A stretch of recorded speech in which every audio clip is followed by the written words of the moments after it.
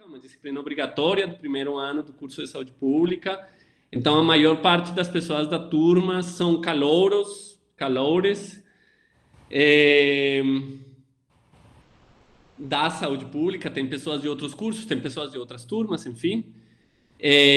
A gente tem, esse é o terceiro seminário, né? Então, o primeiro, a gente teve um espaço de entrada, digamos, às questões da antropologia da saúde no Brasil. A gente esteve com a professora Ceres Victora e com a Soraya Fleischer, né? Depois, no segundo encontro, a gente esteve com Valeria Macedo, que é uma antropóloga professora na Unifesp, aqui em São Paulo, e com o brilho maravilhoso do Michel Furquim, que é estudante de mestrado da Faculdade de Saúde Pública e deu uma aula preciosa também sobre cuidado.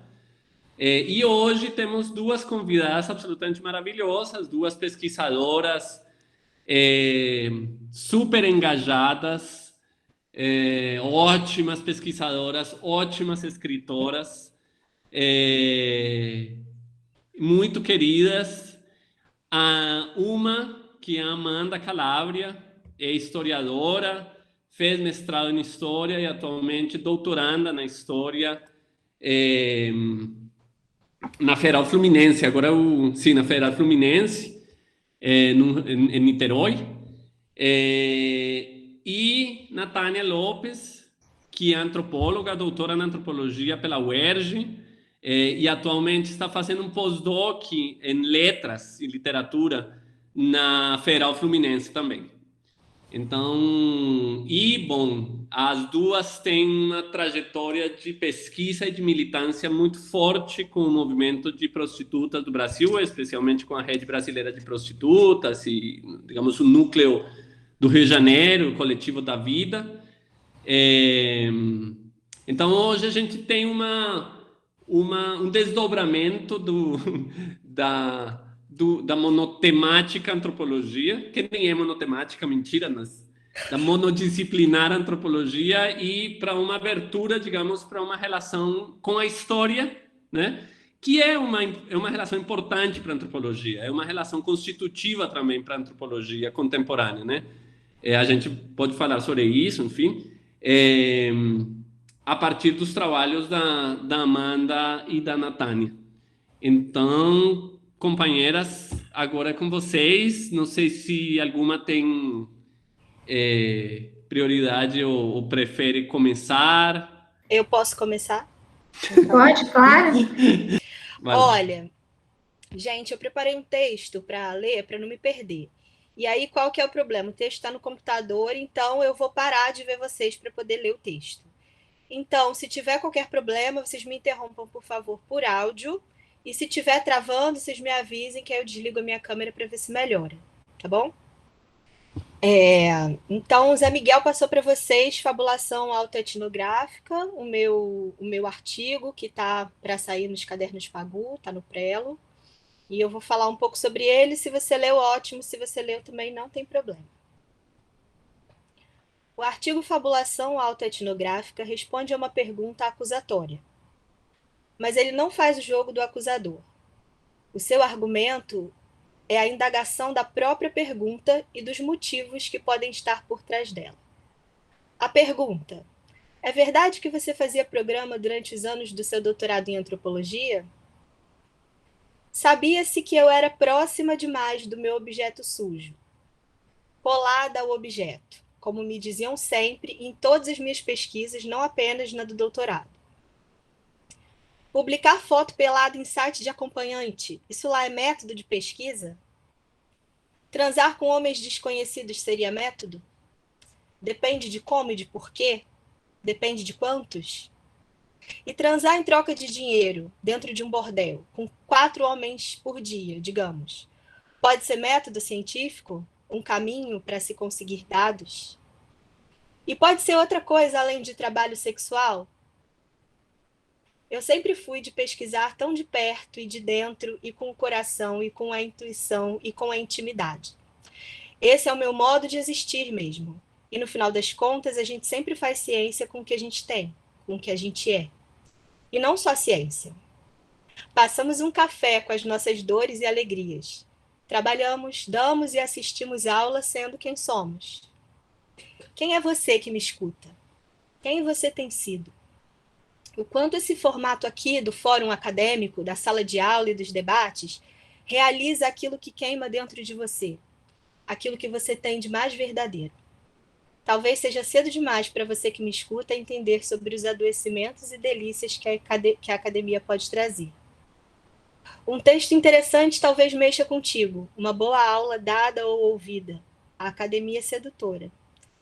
E a gente fica entusiasmado com a possibilidade de nos tornarmos profissionais nas nossas áreas, com as coisas interessantes que ouvimos e lemos.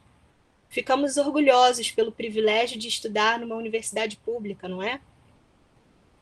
Mas talvez você sinta dor de barriga para apresentar um seminário. Já aconteceu isso com você? Talvez algum professor ou colega tenha feito você se sentir pouco inteligente. Isso alguma vez já aconteceu? Talvez você tenha uma pergunta na cabeça e fique na dúvida sobre se é apropriado ou não fazê-la. Talvez tenha vontade de levantar a mão agora mesmo e dizer: eu me sinto assim. Seria apropriado agora você me interromper para dizer isso? Não. Por que não? E quando não é apropriado, o que a gente faz? Obedece? Todas as vezes? Eu quero deixar um lembrete que pode te servir. É uma incitação. Se a sua ideia em algum momento não couber na ciência, na aula, na academia, no diálogo com um certo professor, na saúde pública, na antropologia, no método de pesquisa na USP, talvez ela seja grande demais. Talvez você tenha na cabeça uma coisa ainda sem nome. Eu vou usar o meu tempo aqui para falar de você. Vai parecer que eu estou falando de mim e de coisas distantes e excêntricas, mas eu estou falando de você e da gente e da universidade. Eu estou falando desse ritual aqui, onde há a hora certa para falar e um jeito apropriado de se colocar. Eu mesma estava seduzida pela ideia consolidada dentro de mim de que eu era uma antropóloga, até perceber que essa ideia estava me apertando. Tenho experimentado outros nomes para as minhas ideias. Arte. Eu achava que arte era menor que ciência, mas eu não sabia que eu achava isso. Então, voltando ao artigo. Nesse artigo, eu experimentei um nome, autoetnografia fabulada, ou fabulação autoetnográfica. E o que eu quero dizer com fabulada, ou fabulação? Eu quero dizer que eu vou me dar a deliciosa liberdade de não responder se eu fiz ou não programa para fazer a pesquisa de doutorado. Cá entre nós, o motivo mais sincero da minha não resposta é: eu realmente não sei. Se eu fiz programa durante a minha vida, é uma questão de foro íntimo, e você teria que ser meu amigo para conversarmos sobre isso. Mas se eu fiz programa como método, não sei. Porque é preciso saber primeiro o que é um programa para responder a isso. E a definição de programa, nenhum especialista dá conta direito. Um parêntese oportuno. As putas sabem o que é um programa, mas elas não conceituam, elas fazem. Depois, é preciso saber o que cabe no método científico. E, às vezes, o método científico é tão limitado e tão pouco verdadeiro. Eu não sei quem de vocês aqui já trabalhou em pesquisa, mas em caso de terem trabalhado, já aconteceu a algum de vocês de ter que dar uma volta imensa para fazer caber no método um achado casual, uma epifania? Mas o método não era para ser um caminho? Eu diria que, num certo sentido, toda pesquisa antropológica é um programa, uma troca interessada. Mas o pesquisador atua, na maioria das vezes, como cliente, e não como puta. Infelizmente, para esse modo de saber as coisas a que chamamos antropologia. Hoje eu vejo que o meu corpo de classe, eu vou chamar assim, um corpo de classe. Um corpo jovem, musculoso, apliques louros, vestido com roupas coloridas, justas e curtas, e pulseiras e maquiagem e brincos que chacoalham. Esse corpo, ele prescrevia uma performance para mim. Além de expectativas, ele prescrevia uma performance em mim. Corpos prescrevem performances, porque as expectativas vão se acomodando à sua volta e criam um campo de força para os seus modos, um campo restrito de sentido para o que você diz ou faz. E se você não tomar cuidado, você vai acreditando tanto nessa leitura imposta de fora para dentro que você fica preso. Meu corpo de classe foi o que me aproximou da prostituição. O meu corpo era um corpo sob suspeita. O corpo padrão é padrão para que lugar? O meu corpo, que obedecia a um padrão de classe muito marcado, era bem aceito nos bordéis, não na academia. E se eu fosse puta, como diria a Mara Moira? Qual seria o problema, então? Quais são os limites disso que a gente chama na antropologia de observação participante? Eu consigo pensar em 4 cenários possíveis para se fazer uma pesquisa antropológica com trabalho de campo sobre prostituição. 1. O pesquisador não é cliente, nem puta, nem agenciador, nem tem qualquer tipo de vínculo ou pertencimento ao universo da prostituição. E assim ele provavelmente chegará no seu objeto por uma via institucional. 2. O pesquisador tem algum tipo de pertencimento a circuitos prostitucionais, né? Ou ele é cliente, ou é puta, etc., mas omite essa informação dos resultados e publicações e publicizações da sua pesquisa. 3. O pesquisador é cliente, é cafetão, puta, e fala sobre isso abertamente na sua pesquisa como dado. 4. O pesquisador não tem nenhum tipo de pertencimento ao universo da prostituição e aí decide entrar nesse universo como nativo para fazer a sua pesquisa. Dentre esses cenários possíveis, os 2 últimos são, na verdade, impossíveis. Se não impossíveis, pelo menos aqui no Brasil, eles certamente trariam problemas para o pesquisador, para o orientador, para o departamento. Haveria sanções, o trabalho estaria sob suspeita. Fazer programa é uma coisa que deve ser mantida em segredo. Não só no caso de uma pesquisa. É uma coisa de que se deve ter vergonha. Note que eu estou evitando usar a expressão trabalho sexual e preferindo dizer fazer programa. No fundo dessa discussão existe uma questão sobre valores. Primeiro, como valorar o sexo, e aí eu estou pensando em valor monetário. E por outro lado, no caso que eu discuto aqui, quais são os valores morais e espirituais da pesquisa e da figura do pesquisador e da ciência e das instituições que abrigam as práticas e o saber científicos. Uma pesquisadora puta é um lugar impossível. Primeiro, porque o sexo produz uma temporária dissolução do self, como dizia Bataille. E é preciso manter o pesquisador muito bem apartado desses outros, desses nativos. Não pode haver essa mistura entre sujeito e objeto de conhecimento. Dizem que o sexo em campo é antiético, mas na verdade é imoral. Segundo, porque o que se imagina, olhando a prostituição de fora, é que o cliente é poderoso e a prostituta é desempoderada, no âmbito daquela troca que é o programa e as negociações que o precedem. Então, de acordo com essa perspectiva, a prática do programa por um pesquisador, na condição de vendedor, né, de prestador de serviço sexual, ela blasfema contra essa hierarquia do pesquisador que olha o pesquisado de cima. Ela subverteria essa hierarquia. O sujeito posicionado na condição de penetrado.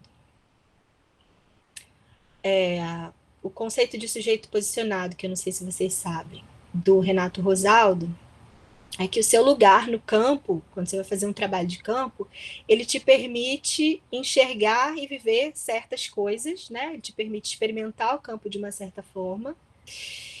E os seus resultados de pesquisa, né, o seu olhar, eles vão ser alimentados por essa posição específica, necessariamente. Então, se você faz uma pesquisa trabalhando no bordel como copeira, você enxerga de um jeito, você vive certas coisas, como prostituta, seria outra pesquisa, é de outro jeito. Se você consegue licença com o dono do bordel para entrevistar os funcionários, você tem uma outra perspectiva. Se você chega na porta e fica lá com um caderninho tomando nota, olhando de longe, você tem outra perspectiva ainda. E o conceito do Andrew Killick, de intelecto penetrante, que também é importante para entender essa discussão. Ele propõe uma correspondência entre a penetração fálica e a entrada do pesquisador em campo, né? Então, os antropólogos eles têm uma obsessão com a entrada em campo e seria um movimento de penetração na vida nativa, no ambiente nativo, né? Um movimento colonizador de invasão, de penetração e de espólio, eu acho. Então, na contramão disso, pensando aí uma inversão de fluxo, que efeitos teria o pesquisador se colocar na condição não de intelecto penetrante, mas de corpo penetrado? Pensar o próprio corpo do pesquisador como campo, como algumas pesquisas e pesquisadores têm feito, talvez o exemplo mais famoso que me ocorre seja do Paul Preciado, tomar o corpo como campo funciona como uma espécie de quebra de feitiço. Problematizar o conceito de campo é uma coisa muito importante para chacoalhar a verve colonial da antropologia. Esse campo como lugar físico onde você vai pesquisar e você sai dali e acabou a pesquisa. Eu estou interessada nas situações em que a bolha do campo estoura e quando não há mais um lugar físico para pesquisar e a pesquisa contamina tudo. A pesquisa está dentro da sua casa, a pesquisa é o seu corpo, são os seus pensamentos, é a sua mãe, é o que você bebe, o que você come. Você vai ao banheiro, você olha para o vaso na hora de dar descarga e você vê a pesquisa. E você está o tempo todo enxergando a pesquisa em tudo que você olha, né? Você respira a sua pesquisa. E aí, se você der vazão a isso e não lançar a mão das devidas técnicas de apagamento dessa experiência excessiva e total, pode ser que nem seja mais classificado como ciência. Pode ser arte, pode ser loucura. No artigo, eu falo do Renato Rosaldo e do Andrew Kulik. A mulher do Rosaldo, gente, morreu durante o trabalho de campo. Ela caiu num buraco e morreu. E ele vai falar sobre a experiência do luto. E o Andrew Kulik vai fazer uma pesquisa na Coreia e se apaixona por uma mulher coreana. Nos dois casos, o amor fez o campo explodir. O antropólogo que está ali espiritualizado, cartesianamente falando, né? O intelecto como espírito, no sentido de Descartes. O antropólogo está ali voando sem corpo, pairando sobre o campo, e aí ele é chamado a aterrissar. Pelo sexo, pelo luto, pelo tesão, pelo amor, pelo ódio, somos chamados a encarnar nossos próprios corpos, não mais como pesquisadores numa investigação, mas como pessoas diante da vida. E podemos produzir reflexões genuínas sobre esses eventos. Por que não? Técnicas de ocultação da identidade, nome de guerra e heterônimo. Aqui eu tentei estabelecer um paralelo, né? Porque as putas elas usam nome de guerra para proteger a sua identidade. E os antropólogos, de maneira correlata, eles criam personagens para poder encarnar as experiências do seu envolvimento no campo. Não sei se vocês sabem disso. É um artifício para comunicar e para poder levar em conta na análise aquilo que se julga ser incompatível com o lugar de pesquisador. Eu vou dar um exemplo. Zé Miguel, para de falar no WhatsApp que você me concentra. Me desconcentra. Um exemplo disso que eu estou falando, da criação de personagem. O professor José Miguel vai fazer uma pesquisa num bordel, num lugar isolado. Aí lá ele entrevista garotas, clientes, ele acaba recebendo uma proposta de um cliente para ele fazer um programa com o cliente. E aí o professor fica ao mesmo tempo surpreso e intrigado, envolvido pelo olhar interessado do cliente para ele fica animado com aquela possibilidade e também com a possibilidade de capitalizar aquele evento para sua pesquisa, né? Então ele chega em casa, ele vai correndo anotar no caderninho a narrativa detalhada da proposta que ele recebeu do cliente no bordel.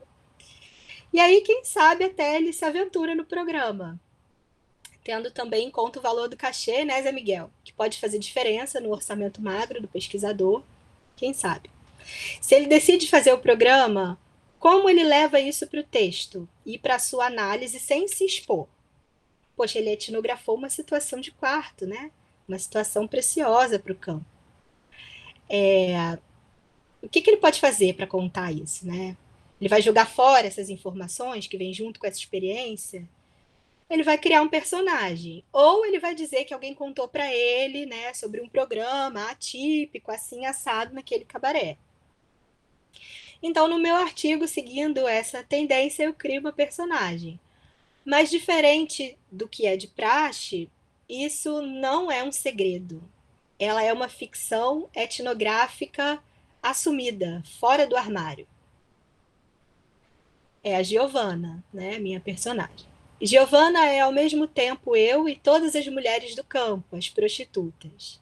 Ela é um recurso, é um nós. É a observação participante ou a participação observante feita personagem. Um ser de linguagem, um eu plural, uma alteridade absorvida. Não é um método, porque não é uma fórmula.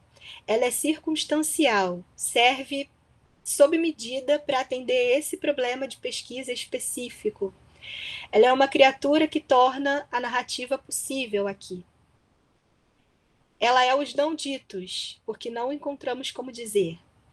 As nossas experiências embaraçosas, envolvidas demais, tudo aquilo que não cabe na figura do cientista em campo, fazendo um experimento de pesquisa. O que eu senti como grande demais para as moralidades científicas e as políticas acadêmicas, eu chamei de Giovanna. Ela é uma máquina de guerra contra os enrijecimentos científicos. Ela problematiza processos padronizados de legitimação dos saberes. Agora, respondendo à pergunta que o Zé Miguel me fez, quando viu uma versão anterior desse texto. Esse texto é uma autoetnografia? Não, ele não é uma autoetnografia, porque ela recusa justamente o pacto de referencialidade. E aí não sou mais eu que recuso, é Giovanna que recusa. Pacto de referencialidade é um conceito da teoria literária para pensar um tipo de expectativa no leitor que a classificação daquele texto de acordo com um determinado gênero cria. A classificação dos textos em diferentes gêneros, né, não tem só a ver com o nicho de mercado. Eles criam um pacto com o leitor, uma expectativa que permite ao leitor enquadrar aquele texto antes de ler, né, e durante a leitura e depois, e vai orientando a leitura e criando um sentido para ela. Tanto a etnografia, quanto a autoetnografia, quanto qualquer texto científico obedece a um pacto de referencialidade, ou seja, aquilo que é narrado realmente aconteceu. O texto representa o real. A gente diz que o sentido do texto se completa fora do texto. O texto precisa do fora para se completar. Não é como na ficção, que o personagem pode, sem mais nem menos, acordar como uma mosca, num corpo de mosca. Então você pode sair voando de um lugar para o outro e tudo bem, né? Porque a realidade do texto se basta. A coesão do texto, a verossimilhança interna, o sentido interno do texto bastam, no caso da ficção, para passar aquela mensagem que aquele texto quer passar. E eu quero essa liberdade para o meu texto científico. Então, é fabulação autoetnográfica. A minha proposta aqui nesse texto é que o pacto de referencialidade seja revisto na etnografia. Eu proponho e faço no meu texto uma flexibilização desse pacto para que o texto possa acomodar aquilo que a gente não consegue dizer na condição de pesquisador, por causa da performance específica de pesquisador que nós somos chamados a desempenhar. E aí, como é que a gente se livra disso, né? Numa poesia, você tem o eu lírico, que é a voz que fala no texto, e o eu lírico não é o autor, a gente sabe disso. Mas num texto científico, a pessoa que narra, que está no miolo do livro, ela é também o nome que está na capa. E ela é também a pessoa de carne e osso fora do livro, né? Então, o que a gente escreve como pesquisador, o que a gente escreve, afeta a nossa vida, né? De uma forma muito direta. Então, eu acho que a gente ou a gente se livra de toda uma moralidade acadêmica e social, né, que prescreve essa performance para o pesquisador cientista, afastado do objeto, não pode transar em campo, não pode se apaixonar, não pode odiar, não pode isso, não pode aquilo, não pode, não pode, não pode. Ou a gente cria artifícios, né, o que deve ser mais fácil, e coloca essa discussão. Então, a fabulação aqui ela é um artifício que procura ampliar esse horizonte narrativo da etnografia. E é isso. Caramba! Gente, não vou nem falar nada por enquanto. Que coisa mais maravilhosa, Natânia. A sugestão tem sido a Bia Oliveira, que é uma maravilhosa, escreveu assim: Natânia, você alugou um triplex na minha mente. É, a sugestão tem sido, em geral, as pessoas se apresentam e depois a gente abre um debate geral. O que vocês acham, Natânia e Amanda? Pode ser? Então, tá bom. Então, Amanda, agora ficamos aqui vibrando e continuamos na sensação incrível de conhecimento agora com a Amanda. Como que eu falo agora? Não, é um prazer ouvir essa mulher. Eu mando, às vezes, uns áudios para ela, a gente se manda uns áudios de 5 minutos só para ficar ouvindo essa mulher, porque é um presente, assim, no dia a dia. É um prazer estar aqui com vocês. Boa tarde a todos. Uma dádiva, né? Esse tipo de fala no meio da academia, a força desse tipo de fala, desse tipo de posicionamento, dessa disputa, né? Pela forma de produção de conhecimento. Então, muito agradecida, Natânia, também. Enfim, minha vontade aqui foi de reorganizar toda a minha fala para entrar fundo nesse tema, para a gente dialogar sobre isso, sobre esses incômodos com os métodos, com os caminhos de pesquisa, com os incômodos com a universidade, que a gente ontem mesmo ficou falando dos incômodos com a universidade. Mas eu vou retomar aqui minha proposta inicial, que bem, também fiquei pensando, na verdade, como que eu poderia contribuir com as discussões de disciplina, né, como que eu poderia entrar aí, penetrar nesses debates, e enviei ao José Miguel um pequeno capítulo breve sobre a história de vida da Lourdes, sobre uma análise rápida da história de vida da Lourdes, um capítulo que eu escrevi com a minha orientadora, a Juniele, num livro muito sensível sobre histórias de vidas de mulheres no Brasil. E, bem, não sei se vocês conseguiram ler também. Então, vou passar um pouco a apresentação aqui de Lourdes, porque no capítulo eu falo muito sobre ela. A Lourdes Barreto, essa matriarca do movimento de prostitutas no Brasil, que eu, a Natânia, o José Miguel acompanhamos e tietamos, seguimos tietando, e vou me centrar menos nas análises da prostituição, nas análises da história de vida, e mais no que esteve por trás, nos caminhos que estão por trás dessa produção de pesquisa, nas contribuições, nos passos, né, que antecedem essa escrita e nos passos, na contribuição da própria história para as pesquisas sobre prostituição e para a pesquisa de um modo geral, assim. Eu vou traçar um pouco, conversando um pouco com o Zé, ele falou para trazer um pouco das discussões da história, então, pensei em percorrer um caminho sobre história, memória e narrativa, a narrativa autobiográfica, que eu vou entrar um pouco. E sei que vocês não vai sair historiadores daqui, imagina, mas como o título da disciplina fala de história e fabulação, a gente vai falar um pouquinho de história e um pouquinho de pensar aí essa fabulação na proposta da história.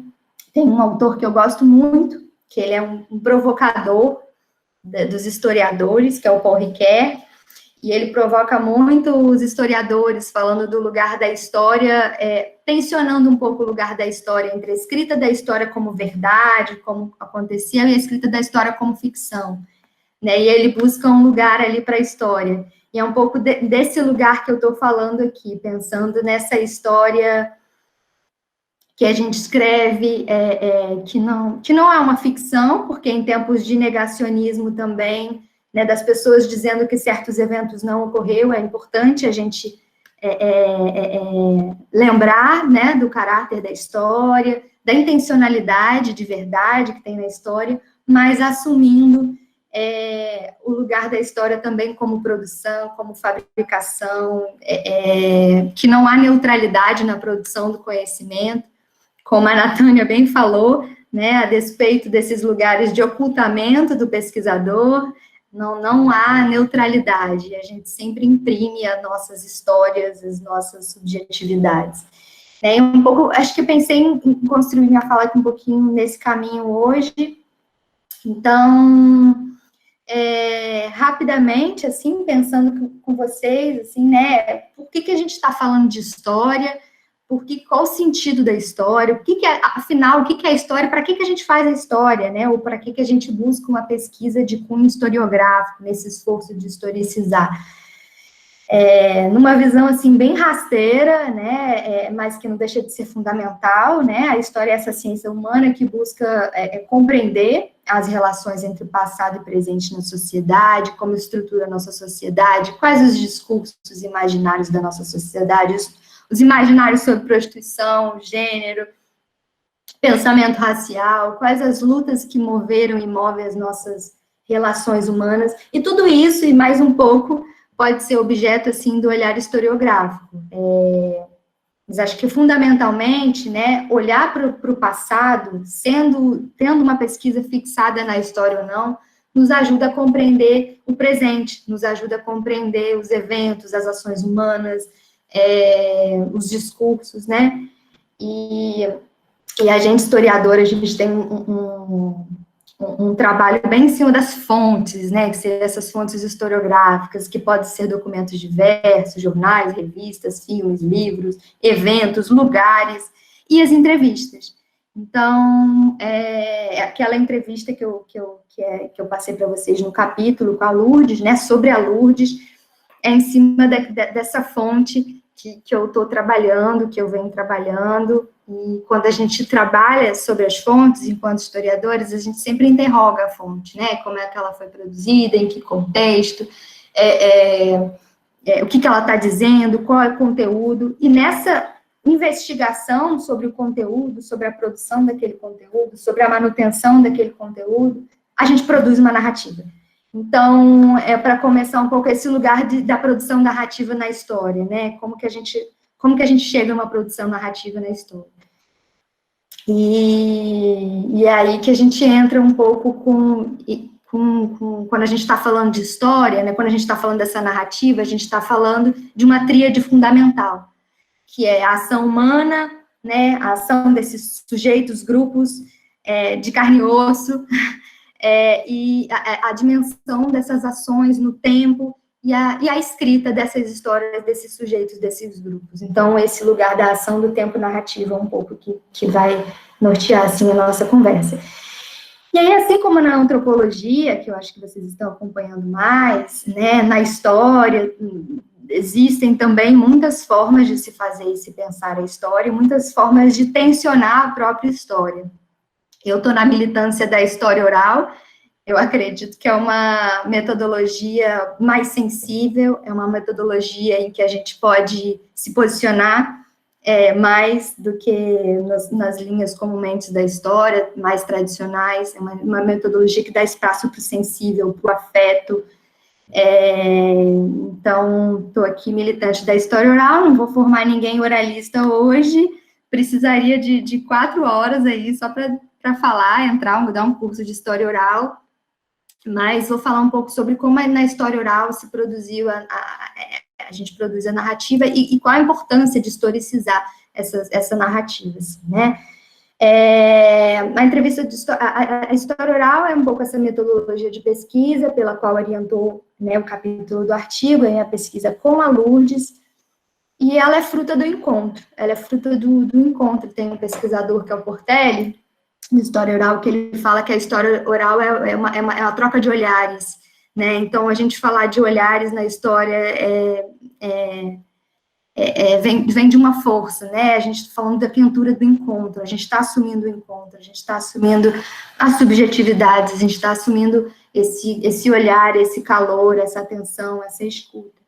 E a gente está assumindo que ambos, né, os pesquisadores e os narradores, eles possuem saberes de natureza diferente.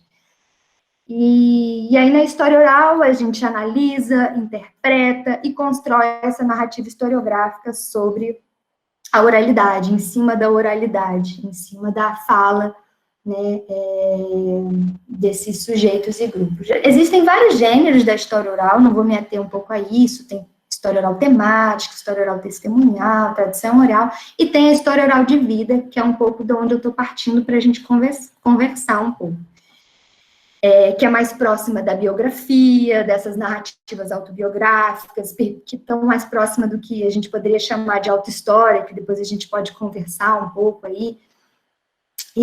Mas a história oral, assim, ela vem, não vou também me estender muito, mas na história ela vem muito de um esforço da gente lidar com as memórias, com testemunhos de pessoas que viveram passados difíceis, vem muito dos diálogos com as memórias das ditaduras militares, ou com a tentativa de alcançar as memórias e experiências de grupos e sujeitos populares ligados a movimentos sociais, o que muito tempo a história chamou de pessoas comuns, né? Mas é esse esforço da história de lidar com os passados recentes, né? A história não é só aquele passado congelado. E esse esforço de lidar com os passados recentes, com os debates políticos atuais. E foi um esforço muito da história também visibilizar as ações de grupos e sujeitos que por muito tempo estiveram excluídos da própria história, né? Aquela história, até os anos 70, a gente tinha na história uma história ocidental que se dizia única, né? E uma história única, ocidental, da civilização, e que por muito tempo, e até aquele momento, muito tempo foi escrita por uma leitura masculina, branca, heterossexual, ocidental, né? Então, a história oral, ela permite que se chegue em outros grupos e que outros grupos coloquem a sua própria voz, né, nas escritas e que a gente consiga ver narrativas, né, plurais.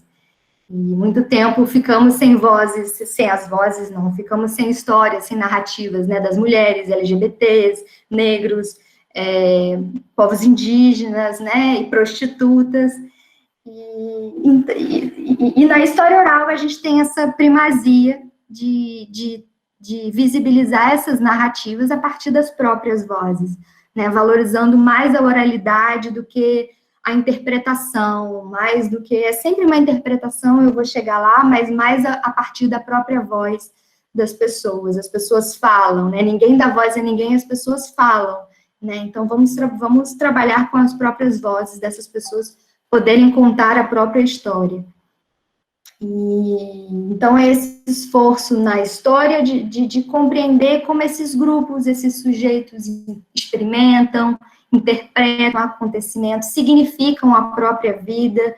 Foi o que fizemos com Lourdes, é o que a Lourdes faz ali, ela aponta, ela promove, ela fala dos seus significados particulares da prostituição ao longo da vida, no sertão paraibano, né, no movimento político.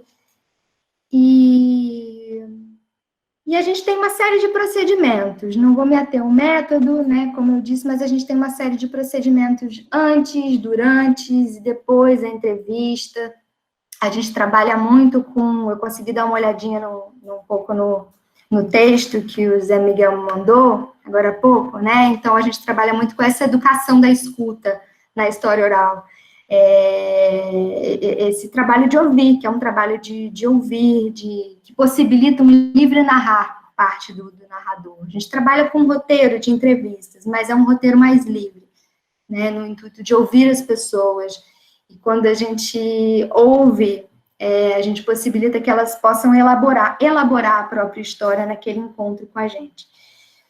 Atentando sempre também para o gestual, para o silêncio, para os incômodos, para os temas recorrentes. Mas o que eu queria trazer um pouco nesse pensar o método, que é mais a relação entre o narrador e o pesquisador. Que eu acho que é interessante, que eu posso pensar junto com a Natânia, né? Que a gente tem esse esforço de não ver na história oral, esses grupos, esses sujeitos, somente como objetos de pesquisa. Tem toda uma discussão da relação ética de cuidados que a gente deve ter durante a entrevista, durante a pesquisa, talvez um pouco morais mesmo, como os pressupostos um pouco morais, como fala a Natânia, mas ainda assim menos do que talvez em outras escritas, mas a gente tem esse esforço de valorizar e validar, né, o que a pessoa fala e validar a autoridade, né? Se a gente quer ouvir, se a gente se dispõe a ouvir, a gente está validando a autoridade e o saber daquela pessoa, naquele tipo de conhecimento, naquela fala, e que a gente chama de autoridade compartilhada. Tem um autor que fala de autoridade compartilhada, do caráter dialógico, e por vezes a gente até pensa de quem é essa história, né? Que a partir desse encontro. E o narrador, esse sujeito pesquisado, né, esse narrador, ele também julga quem entrevista, ele também julga o pesquisador, ele também produz expectativa. A Lourdes também, né, eu realizei uma série de entrevistas com a Lourdes também me julgou, a Lourdes também produziu expectativa sobre a pesquisa, a Lourdes também não quis narrar várias coisas, e por isso que a gente valida o que a pessoa quer narrar durante o encontro, quando a gente liga o gravador, menos no intuito de eu quero saber isso de você, e fica tentando descobrir, né, o que importa, o conteúdo que a gente trabalha mais na história oral, é o que a pessoa quer tornar público. Então, a gente pensa muito essas relações entre pesquisador e narrador nesse sentido, nos cuidados que a gente tem que ter com quem a gente está pesquisando. E aí vem um pouco da minha leitura, um pouco do que eu penso da história oral, e um pouco da minha leitura também militante, também crítica, certas formas como as pesquisas vêm sendo feitas, né? Eu defendo sempre uma pesquisa também que não há paridade, quem está no lugar de pesquisador e do pesquisado, não existe paridade nesses lugares. Assim como não existem paridades, muitas vezes, entre as pessoas que a gente pesquisa, né, entre o pesquisador e a prostituta, nos nossos marcadores sociais, né, a gente é marcado por classe, raça, geração, né, eu e a Lourdes, então eu defendo muito a posição, a gente se autorreferenciar durante a pesquisa, a gente se posicionar. Eu não sei se vocês chegaram a ler a Haraway, porque eu sei que o José Miguel é um pouco afeito a Haraway, mas, né, a dona Haraway, ela fala muito de assumir essa posição na produção do conhecimento, né, esse conhecimento situado, esse conhecimento localizado, essa escrita, como a Natânia diz, depois de citar Haraway, agora eu vou citar a Natânia, né, porque a Natânia falou, a gente faz ciência com o que a gente tem, a gente faz ciência com o que a gente é. Então, essa posição, a gente assumir os nossos lugares na pesquisa, seja ela qual for, né, eu acho fundamental, e eu penso que, eu vejo a história oral como um lugar que dá possibilidade para isso, e pensa muito esse lugar. Talvez a antropologia, penso que também a história oral, assim como a antropologia, embora nem sempre ocorra, eu penso que elas, talvez, a Natânia já mostrou que talvez não tenha as dificuldades, mas talvez elas permitam, ou deveriam permitir mais, né, que a gente se posicionasse quando a gente fizesse pesquisa, né, porque não há neutralidade em qualquer produção acadêmica. E aí, enfim, dito isso aqui, me posicionando, que tipo de pesquisa eu acredito, que é um pouco que tipo de pesquisa que eu vim fazendo com a Lourdes também, eu vou entrar aqui no que seria esse debate dessas narrativas autobiográficas, que foi esse trabalho que eu fiz com Lourdes, né? A partir da história oral, eu cheguei nessa narrativa autobiográfica da Lourdes, e com todas essas preocupações para que ela pudesse narrar e trazer a sua história com força, apesar da minha interpretação posicionada ali, reconhecendo o meu lugar, mas que pudesse ela trazer a força dela, o debate político dela e a forma como ela gostaria de escrever a própria história dela no movimento de prostitutas e na própria história. E, então, pensando essas narrativas autobiográficas que eu cheguei através da história oral, que vocês podem chegar por outros caminhos, que eu vejo também que o José Miguel chegou um pouco na tese dele de doutorado, ele trouxe a partir das entrevistas densas, né? Ele trabalhou com essas narrativas autobiográficas também. Essas narrativas, elas trabalham em cima de experiências, né? E, sobretudo, lembranças, sobretudo memórias. É aqui que eu vou inserir um pouco a noção de tempo, da qual eu falava, da história, né? Que quando o narrador narra, quando eles vão narrar a própria história, né, o que seria esse elemento fundamental, essa matéria-prima dessa narrativa seria a memória. Quando o narrador, a narradora narra, ela está produzindo uma leitura sobre si, em cima das próprias memórias, em cima do próprio passado. Ela está produzindo uma interpretação do que ela viveu. Assim como eu estou interpretando, aquilo também é um recorte da vida. A vida da pessoa não cabe naquela entrevista. A vida da Lourdes não cabe ali. Ali é o recorte que ela escolheu narrar. Né? E quando... E assim como ela interpreta e ela recorta a sua experiência de vida, a partir daquelas suas memórias, a gente, como pesquisador, quando a gente trabalha com as narrativas autobiográficas, quando a gente trabalha com lembranças do narrador, experiências que nos foram relatadas, a gente também está interpretando e a gente está mobilizando uma dimensão do tempo. Essas memórias, elas evocam tempos, elas evocam acontecimentos, elas evocam momentos, elas evocam períodos, e aí eu acho que esse esforço que eu vim trazer um pouco aqui, da gente pensar o que seria o trabalho do historiador, mas não só, o que seria, como a gente historiciza essas narrativas. É a gente pensar, que é um pouco que eu busquei fazer, nessa contextualização dessas memórias, dessas narrativas, dessas memórias no tempo.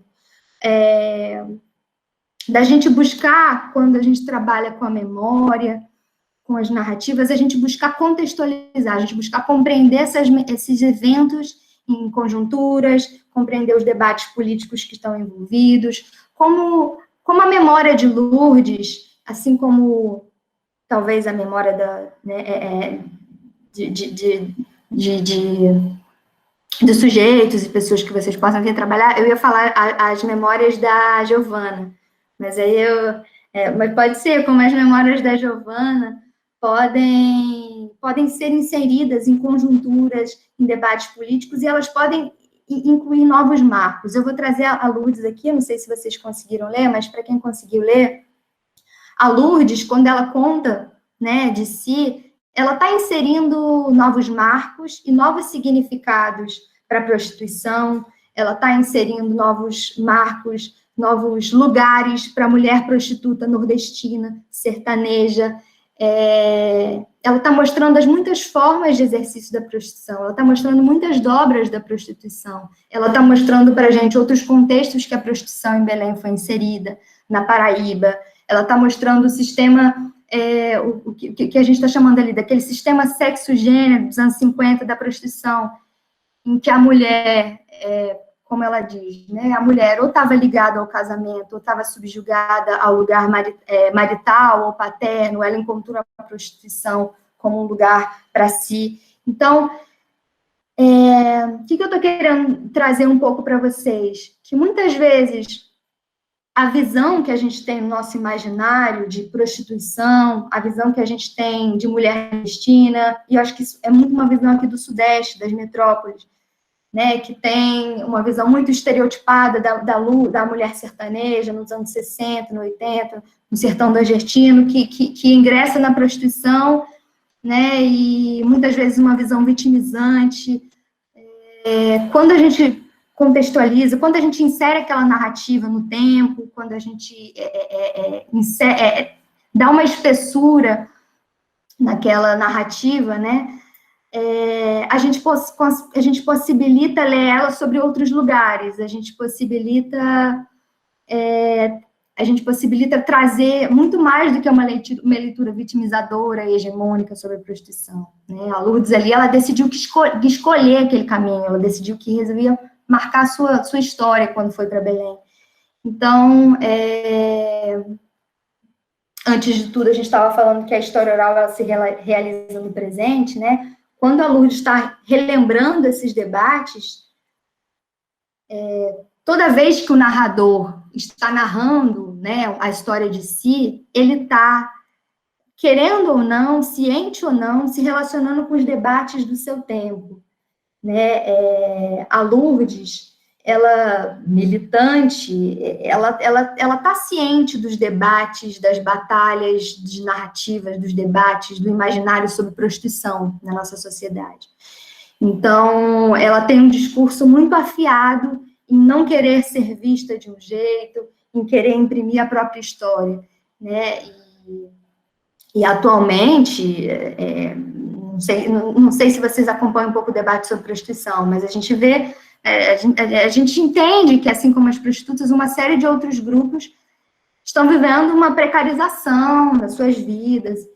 O que eu quero trazer para vocês é um pouco a dimensão de quando o narrador narra, mesmo sobre o próprio passado, ele está imbuído desses debates atuais, né? E ele não quer, ele querendo ou não, ele está envolvido nesses debates. E quando a gente traz a história da Lourdes e os próprios marcos e os próprios significados do trabalho sexual, de ser puta-mãe, de ser puta política, de trazer os novos sentidos, os seus sentidos particulares para a prostituição, a gente está tensionando tanto esse imaginário social da prostituição, mas a gente está incluindo essa mulher como um sujeito histórico. A gente está incluindo essa mulher como um sujeito que produz os seus próprios sentidos, significa a sua própria história, né, e confronta os sentidos hegemônicos de família, de ideal de mulher, de prostituição, os sentidos que muitas vezes, eu penso que na antropologia, nas ciências sociais de um modo geral, esse debate sobre prostituição ele já está mais um pouco caminhado, né? Na história ainda não, na história a gente está trabalhando com as vozes e com as narrativas desses sujeitos vivos agora. Então, esse esforço de inserir a Lourdes, de ampliar a voz de Lourdes com ela, possibilita a gente inserir a história da Lourdes na história do movimento de prostitutas. E isso é feito através das suas memórias. Isso é feito por ressignificando essas memórias, contextualizando essas memórias, confrontando essas memórias com outras memórias e confrontando essa memória com uma história, muitas vezes uma história que seria uma história oficial. E deixa eu beber uma água. Enfim, eu busquei aqui trazer um pouco do caminho para vocês que esteve por trás da minha pesquisa com a Lourdes, pensando como um trabalho em cima da memória e da narrativa, ele contribui para ou reafirmar, ou produzir novas narrativas, ou confrontar novas narrativas e novos debates, né? E dentro da história oral, eu penso que esse trabalho ele pode ser realizado a partir de uma forma mais dialógica, mais de escuta, mais de reconhecimento daquela autoridade, e pode inserir e multiplicar, né, as histórias das prostitutas, né, para além de uma história de vulnerabilidades, mas mostrar as agências dessas histórias de vulnerabilidades que se gosta muito de contar, muito na história, mas contar as agências de Lourdes, as agências dessas mulheres, e Lourdes como uma sujeita histórica ativa, inserir a história de Lourdes. É um pouco isso para início de conversa. Nossa, que maravilha, que luxo. Muito, muito bom, Amanda, muito obrigado. É uma conexão muito boa, assim, digamos, entre maneiras de pensar esses problemas da produção de conhecimento e o conhecimento, saber esses corpos das outras pessoas, né, que não são famosas, né, autoridades acadêmicas, as autoridades da saúde pública também, né? E eu acho que trazer esse debate que vocês estão trazendo para cá, que não é a história, que não é a antropologia, mas é a saúde, é uma coisa muito fundamental, né? Porque se a gente tem problemas na antropologia e na história, no plano da saúde, no campo da saúde, a coisa às vezes fica muito mais complexa, né? Então, gente, eu abro os microfones para a turma.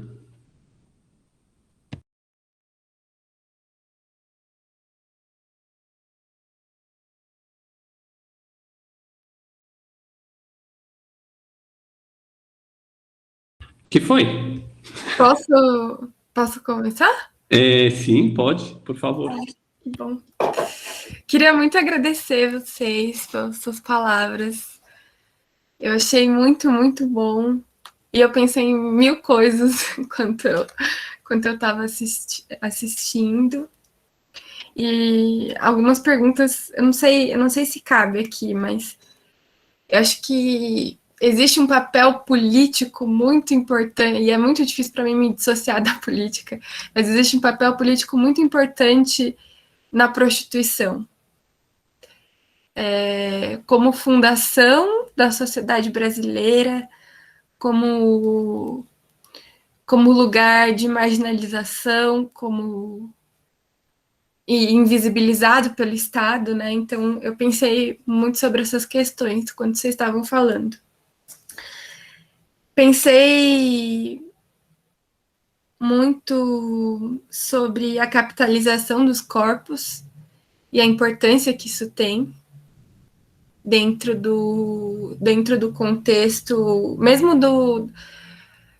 dentro do contexto mesmo da pesquisa antropológica, ou da escolha que você faz para sua vida, né, da vontade de fazer parte disso. E como esse histórico da prostituição, ele impediu mulheres, eu estou usando o termo mulheres, mas porque eu vejo que o apego ao feminino, na verdade, não necessariamente a mulher cis, mas o apego ao feminino, ele é muito fetichizado e ele é muito forte. Então, por isso que eu usei o termo.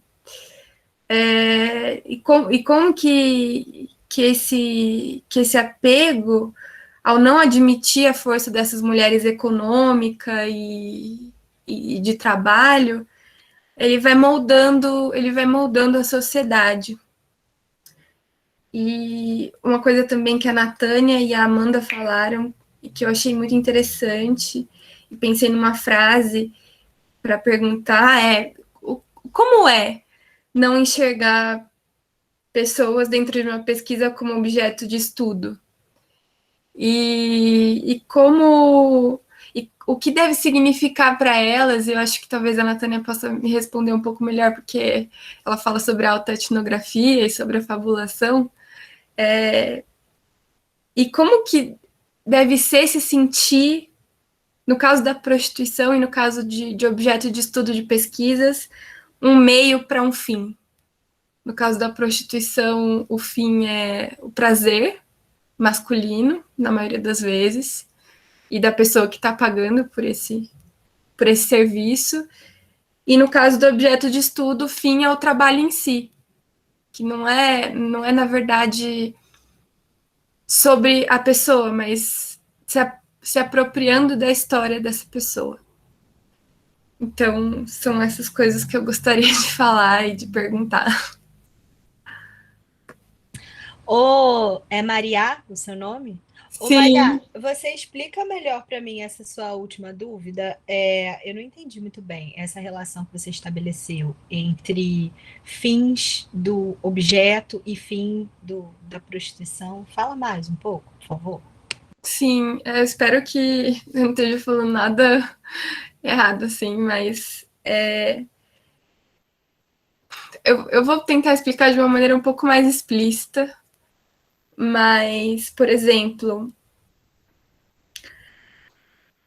dentro da nossa história, enquanto mulheres, dentro da história da formação da sexualidade, é muito comum entender o sexo com a finalidade da gravidez ou com a finalidade do gozo mesmo. Então, nesse sentido que eu pensei na prostituição como um meio para um fim. Não só a prostituição em si, sabe? O uso do corpo que está sendo comprado. Né? E é muito pesado falar assim, mas enfim. E no caso do objeto de estudo, a finalidade de um trabalho, de uma pesquisa, é a conclusão dela, né? A apresentação dela, é o prestígio que a pessoa vai receber com aquilo, é a possibilidade de falar sobre isso, e não o simples conhecer da história das pessoas que estão sendo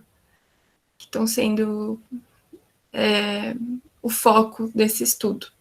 Era mais ou menos nesse sentido que eu pensei.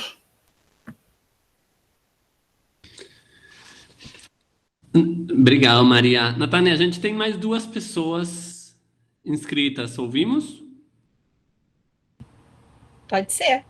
Pode ser? Tá bom. Ana, Flora e Jaciara. A Amanda teve que sair um momentinho, mas ela já volta, tá? Então a gente vai continuando aqui. Ana e Jaciara. Natânia, eu queria primeiro dizer que seu texto ele foi terapêutico para mim. Acho que eu não tenho outra palavra para dizer, porque eu li ele ontem de manhã. E aí, como foi meu dia? Eu acordei às 15 para 6 da manhã, porque eu tinha marcado com uma interlocutora, e ela, mãe, tinha o horário que ela podia, era às 10 da manhã do Brasil. E eu tô em Vancouver, na costa oeste. Então aqui são 4 horas a menos. Eu falei, eu vou questionar? Vou não, eu acordo às 6 da manhã no domingo, não tem problema. Aí a conversa foi super agradável e tal. Só que eu já tinha marcado um encontro com uma outra interlocutora, pro qual eu estava muitíssimo na expectativa, para as 9h40. E aí eu pensei, meu Deus, o que eu faço entre uma coisa e outra? Porque eu já tava com dor de barriga, eu já tava com a garganta, eu já tava... Aí eu falei, não, eu vou ler o texto. E aí ele me acalmou de um jeito tão profundo, tão incrível, porque é isso, eu tô estudando gestação e maternidade e eu tô me sentindo grávida da pesquisa, entende? Aquilo que você falou sobre você dorme a pesquisa, você acorda a pesquisa, você come a pesquisa. Eu tô grávida da pesquisa. E assim, deixa eu voltar porque eu tinha anotado, né? Mas era essa coisa do fazendo ciência com o que a gente é. E o que aconteceu? Eu tinha feito um bolo, porque eu queria dar um bolo para essa minha interlocutora, porque ela tinha sido muito legal comigo. E aí eu fiquei pensando, ai, mas será que eu dou bolo? Eu ofereço bolo, não ofereço bolo? Ai, que tipo de relação que eu tô criando? E aí, lendo o texto, eu percebi que, cara, tudo bem oferecer o bolo, entendeu? Tipo, porque as relações, elas vão para além daquilo do...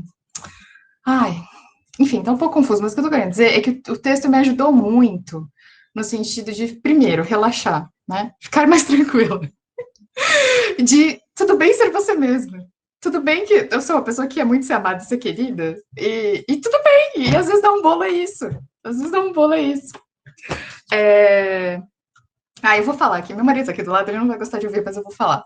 Ele vive falando que ele é economista, e tá no PhD, super dos métodos quantitativos, e o sonho dele é me transformar numa pessoa quant.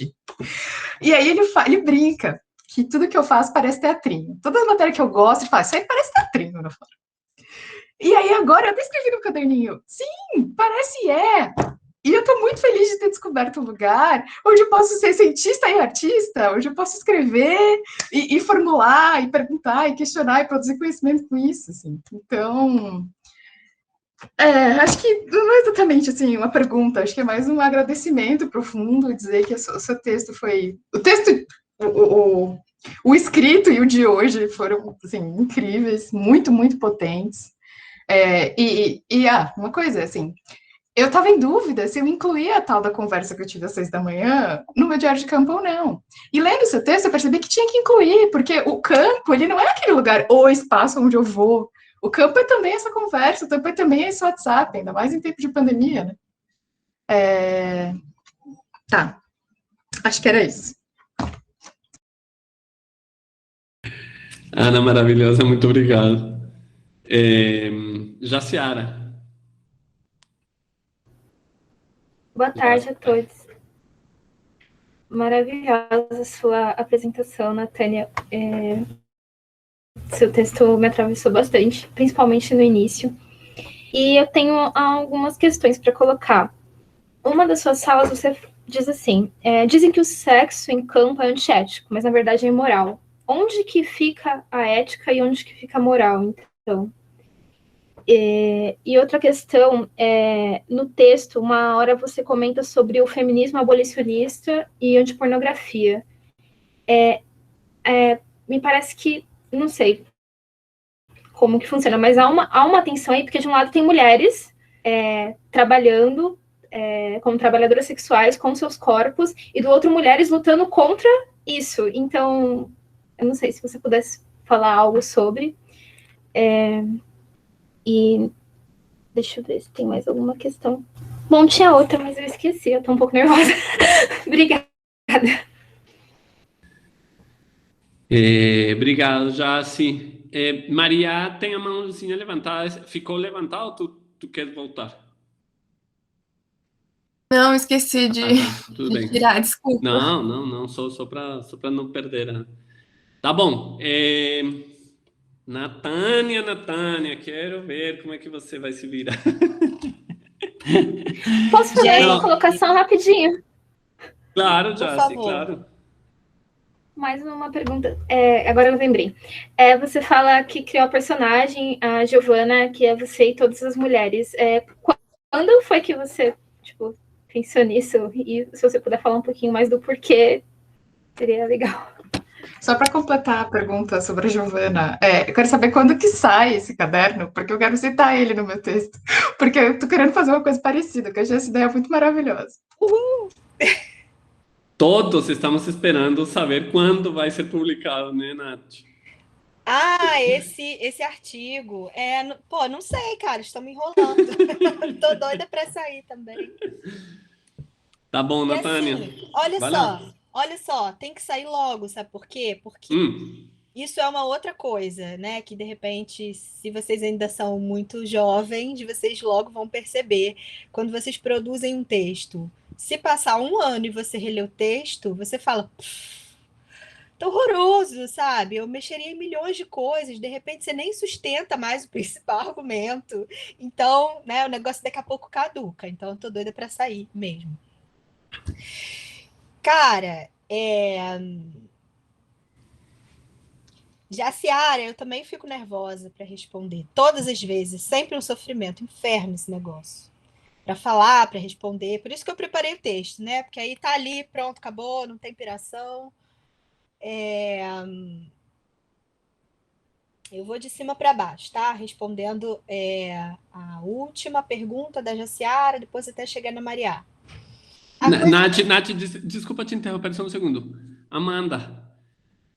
Oi, bem-vinda. De volta. Fizeram uma primeira pequena rodada de perguntas, me parece mais focadas também na Natânia, mas então aí tu vas entrando quando quiseres, tá? Pode ser que eu vá também pedir ajuda para você, Zé Miguel, para você, Amanda, para responder aqui pelo menos duas coisas que eu não sei bem como responder. Mas sobre essa coisa da criação da personagem, cara, olha, eu fui me alimentando de um caldo de leituras que eu nem sei muito bem mapear, assim, a minha escolha de bibliografia sempre foi meio zoada, eu nunca fazia um levantamento sistemático de bibliografia nos bancos de teses, eu escolhia bibliografia às vezes passeando na livraria, assim, sabe, escolhendo aleatoriamente, então acabou surgindo essa ideia, né, da personagem. Tinha uma autora, que eu estou tentando lembrar o nome dela aqui, que escreveu um artigo que ela não é Silva o sobrenome, tá na minha tese, depois eu vou pegar e passar para você a referência. Ela era a brasileirinha, a personagem que ela criava, ela chamava de uma ficção etnográfica, ela já tinha essa ideia. E era a brasileirinha que era uma viajante pós-moderna, era isso. Eu acho que a autora estava em outro lugar e ela era sempre vista como brasileira. E aí, para elaborar aquilo, por algum motivo, que eu já não me lembro exatamente qual era, ela precisou criar essa ficção, de repente, para dar vazão a dizer certas coisas e tal. E aí, conversando com o Tadeus, como é que chama o sobrenome do Tadeus? É Blanchette mesmo que fala, Zé Miguel? Tadeus Blanchette, um amigo e pesquisador, antropólogo, que estuda prostituição. A gente conversando na casa dele, ele foi também, falou: Ah, você podia ler esse texto. Ana Paula falou bem desse texto, enfim. Eu não sei mais como que essa ideia surgiu, mas eu lembro de um percurso para essa ideia se afinar. Essa ideia da criação da personagem, ela já estava na minha tese, né? Ela surgiu como uma possibilidade narrativa para a tese, né? Não sabia muito bem como narrar certas experiências de envolvimento, fui encontrando esse caminho. E aí, peraí, só um minuto que meu marido chegou, eu vou falar para não interromper, peraí.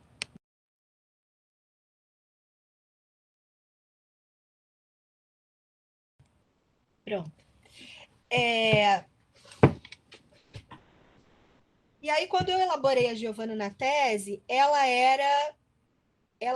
eu fiz um primeiro capítulo que se chamava Um Retrato de Giovana. Aí eu dizia quais eram as características da Giovana, que eram algumas características minhas, né, do meu próprio corpo, porque eu queria colocar essa discussão do corpo, não sabia bem como, e características de outras meninas e tal. E a minha orientadora virou e falou assim: você está criando um esqueleto, né? Você está estereotipando, você está criando um esqueleto de puta. Então, como é que ficam mulheres com corpos diferentes desse, que também são prostitutas, né? Então, você está criando uma personagem muito amarradinha. E como é que fica a diferença? E aí eu tive a ideia, lendo o Clifford, um artigo que chama Sobre o Surrealismo Etnográfico. Tem várias experimentações interessantes com a etnografia. Essa é uma discussão legal, né? A relação entre surrealismo e etnografia. Por que a etnografia ela precisa ser realista? E aí eu falei assim, é isso, eu vou criar uma Giovana surreal. Então, na tese, ela vai mudando. Uma hora ela aparece com uma idade, outra hora ela aparece com outra idade. Enfim, essa coisa da ficção eu venho elaborando já há muitos anos, assim. Podia estar até muito melhor elaborada pelo tempo que eu estou pensando nela. Mas é o que tem para hoje. E, Ana, eu vou lembrar essa referência da Brasileirinha e depois te passo, tá? A pergunta que eu ia pedir ajuda para a Amanda e para o Zé Miguel para responder é essa coisa sobre feminismo abolicionista. Universitários, quem sabe falar com mais propriedade do que eu sobre o feminismo abolicionista da prostituição, antipornografia versus a agência das putas. Amanda, sem dúvida, se quiser. Está fazendo assim, está fazendo um barulhão de interferência alienígena na tua frente. Vamos esperar que se organize. Pergunta foi Maria, que fez também. Está fazendo de novo a interferência alienígena, Amanda. Não sei que terá sido. Está fazendo.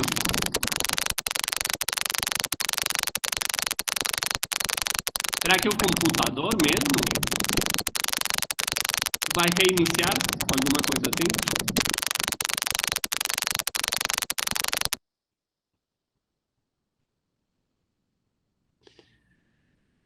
Foi Maria? Foi Jaciara que fez essa pergunta. Foi já, sim. Vai lá, Natânia. Deixa eu falar essa coisa do antiético e imoral. Sim, por favor. Jaciara, você não vai acreditar. Quando eu escrevi isso, depois eu fui reler o texto, né, para ver quanto tempo ia demorar a apresentação. Você sabe que eu tive uma iluminação? Eu juro pela Deus. Eu falei assim, alguém vai me perguntar isso, e quando a pessoa me perguntar, eu vou contar que eu pensei isso antes. Então, estou aqui agora contando para você que eu sabia que alguém ia me fazer essa pergunta. Cara, eu estava assistindo uma aula, o Zé Miguel, com João Pentana, acho que é assim que fala, se escreve Pentagna, que é um aluno da Sueli Ronick, uma graça, o menino. Não conheço. Eu estou estudando antiédipo com ele. E aí ele deu uma definição tão interessante, e eu fiquei pensando nela, da relação entre ética e moral. A moral, ela é parte de uma estrutura de dominação, né? Ela é um sistema de certo e errado muito consolidado, né? E muito enorme, muito cheio de tentáculos. E do jeito que ele definiu, eu achei legal, porque ele colocou a ética contra a moral. E eu acho que foi pensando um pouco nisso que eu escrevi essa frase, né? Que o sexo em campo, ele não é antiético, né? Como dizem, é antiético você ficar com um informante, né? Como assim? Você está usando aquela pessoa? Pelo amor de Deus, você não está usando ninguém, né? Você está fazendo uma pesquisa e você pode estar interessado sexualmente em alguém no seu campo, né? Essa coisa de que o pesquisador tem mais poder, né? Isso é uma discussão que faz sentido dentro da antropologia, não sei como é que é aqui para vocês. Mas essa coisa de que o pesquisador é muito poderoso, muito empoderado, e o nativo muito desempoderado, isso faz sentido para o pesquisador. É o pesquisador que tem essa arrogância e essa pretensão.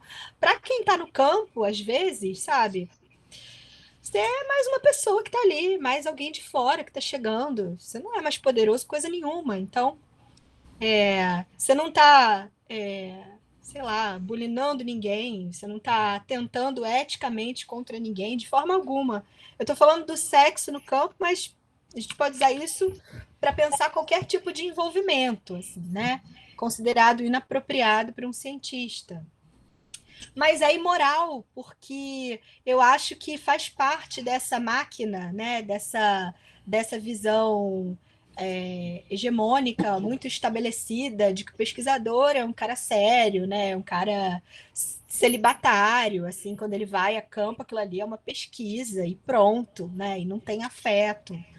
E aí eu comecei a falar do João Pentana e não terminei dessa oposição entre moral e ética, porque ele colocava a ética como uma coisa boa e a moral como uma coisa ruim, assim, né?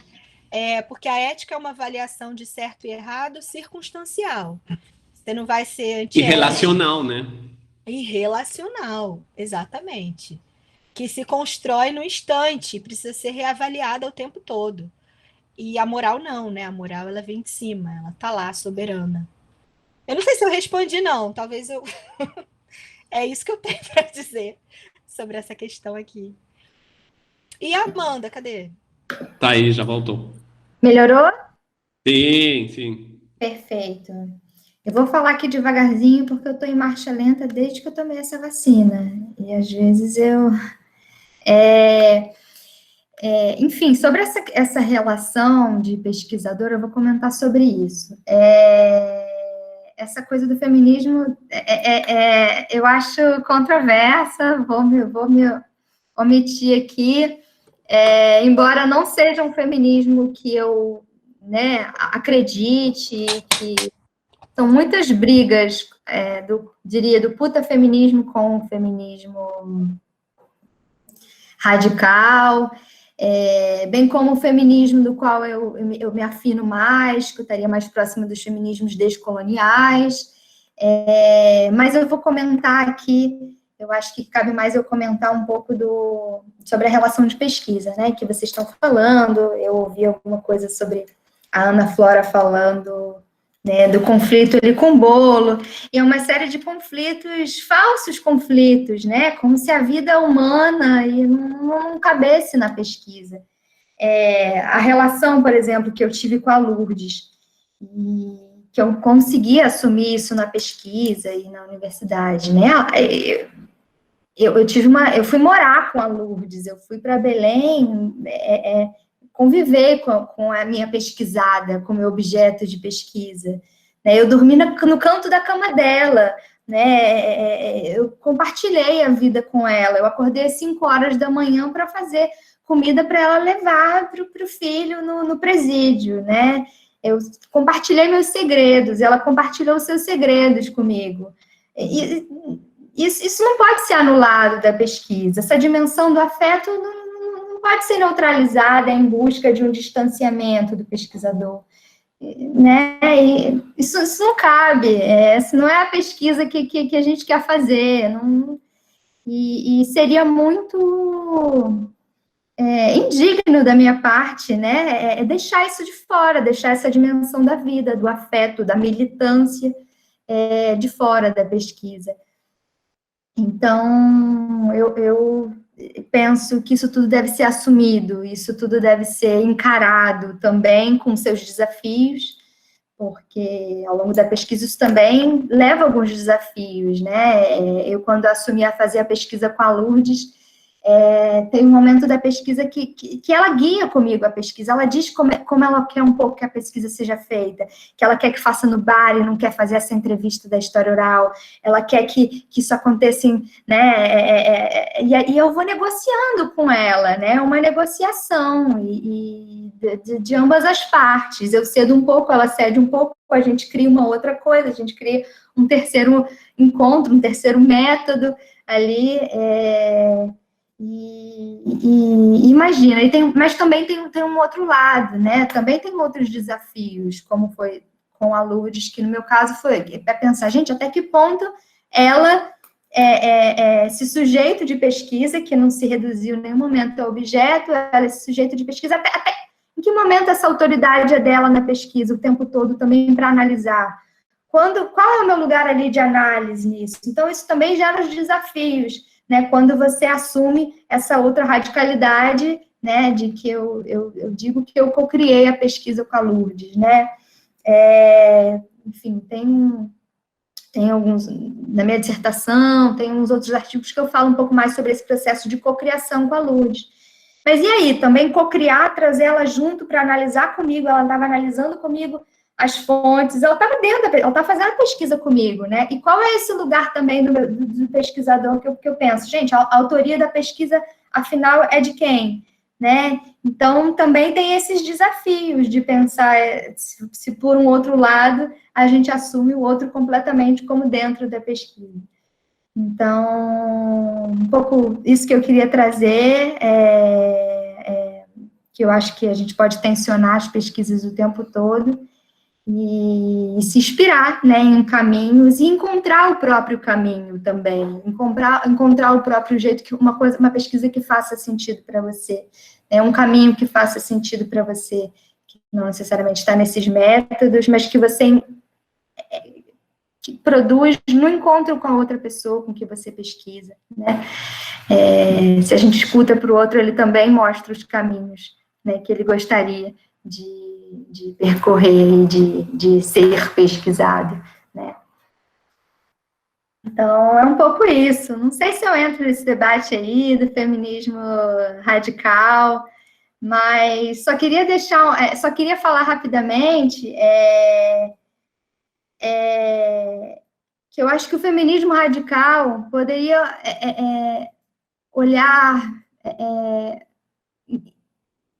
ouvir mais, né? A gente está tanto tempo, os feminismos estão tanto tempo falando de lugar de fala, por que a gente não por que o feminismo radical muitas vezes se acha no direito de imprimir uma própria leitura sobre as prostitutas, ou sobre as pessoas trans, ou sobre as mulheres travestis e mulheres trans, sem reconhecer as próprias vozes? A gente está falando de reconhecer vozes, né? Sem reconhecer as próprias vozes, as próprias autoapresentações, autodefinições, né, de prostitutas e travestis e pessoas trans, né, que são um pouco, no Brasil, eu acho que às vezes em outros países, mas aqui no Brasil é um pouco alvo das críticas do feminismo radical, como mulheres objetificadas para as prostitutas e para as travestis e pessoas trans como não mulheres, né, não consegue.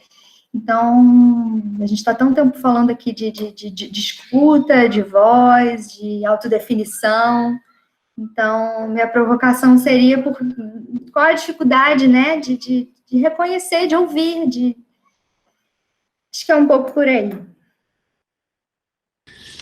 Muito bom, muito bom. A gente tem mais ou menos, digamos, 10 minutos oficialmente e 4 mãozinhas levantadas. Aqui, olha, Ah, antes de passar a palavra, assim, eu posso ficar mais um tempo ainda, mas antes de passar a palavra para as outras mãozinhas, eu queria só agradecer a Ana, tão simpática a fala dela, Ana Flora. Obrigada. E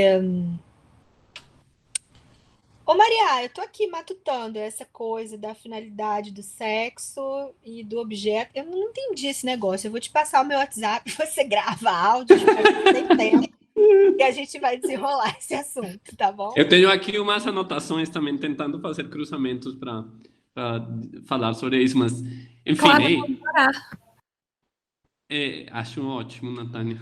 Melhor caminho possível. Bia. Oi, gente. Primeiro pedir desculpa, porque na pandemia minha capacidade de comunicação reduziu assim, então tudo que eu falo sai um pouco confuso. Mas eu queria agradecer, Natânia, e dizer que quando eu falo que vocês montaram um triplex na minha mente, é que é muita verdade. Eu fiquei mandando mensagem para Mel. Mel, o que está acontecendo? Vou chorar. Quando você fala que, assim, das vezes que a gente se sente presa à metodologia, se sente presa à faculdade, né? Eu estou fazendo um trabalho, acho que, enfim, o Zé sabe um pouco da minha luta, mas eu estou fazendo uma revisão de escopo sobre amamentação no sistema carcerário.